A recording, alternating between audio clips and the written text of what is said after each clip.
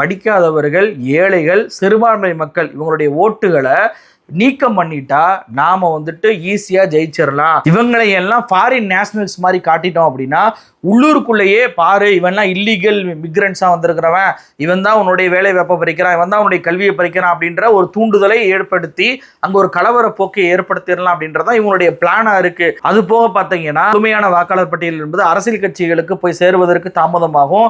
அந்த வர இருக்கக்கூடிய தேர்தலில் அது மிகப்பெரிய எதிரொலிப்பை ஏற்படுத்தும். மிகப்பெரிய சிக்கல் என்பது இந்த சட்டத்துல இருக்கு. ஆனா மோடி அரசு வெறும் ஒரு மாசத்து டயத்துல என்னமோ மிகப்பெரிய அளவுக்கு ஆன்லைன்ல அப்படியே கிளிக் பண்ண எல்லா டாக்குமெண்ட்டும் வர்ற மாதிரி இந்த டாக்குமெண்ட் எல்லாம் ரெடி பண்ணி கொடுங்க அப்படின்னு சொல்லி கேட்பது எவ்வளவு பெரிய மோசடி, அநியாயம் பாருங்க. 2024 MD Rahim Ali vs state of Assam, இதில் வந்துட்டு சிட்டிசன்ஷிப் டாக்குமெண்ட் அப்படின்ற பேரில் நீங்கள் வந்துட்டு டியூ ப்ராசஸ் பண்ணாமல், எவிடன்ஸை ஒழுங்காக இது பண்ணாமல் அவங்களுடைய வாக்குரிமையை பறிக்கக்கூடாது அப்படின்னு சொல்லிட்டு ஒரு தீர்ப்பு என்பது உச்சநீதிமன்றம் கொடுத்துருக்காங்க. அப்போ அதன் அடிப்படையில் பார்த்தீங்க அப்படின்னா உச்சநீதிமன்றம் இந்த வழக்கை எடுத்து விசாரித்து இந்த நடைமுறைக்கு உடனடியாக தடை பண்ணணும். உங்களுடைய வேலை என்ன? ஃப்ரீ அண்ட் ஃபேர் எலெக்ஷனாக நடத்தணும், வாக்காளர் பட்டியலை எல்லாரையும் சேர்க்கணும், அதில் வந்து டெத் ஆனாங்கன்னா அவங்கள வந்து நீக்கம் பண்ணணும், போலி வாக்காளர் இருக்காங்கன்னா அதை நீக்கம் பண்ணணும். இது மட்டும்தான் தேர்தல் ஆணையத்துடைய வேலை. இதற்காக எவ்வளவு ரிவிஷன் வேணாலும் அவங்க பண்ணலாம். ஆனா என்ஆர்சியை மறைமுகமாக அமல்படுத்தி ஒருத்தர் குடியுரிமை இருக்கானா இல்லையான்னு சொல்லிட்டு நிரூபிக்க வேண்டிய கடமை உள்துறை அமைச்சத்துக்கு தான் இருக்கே தவிர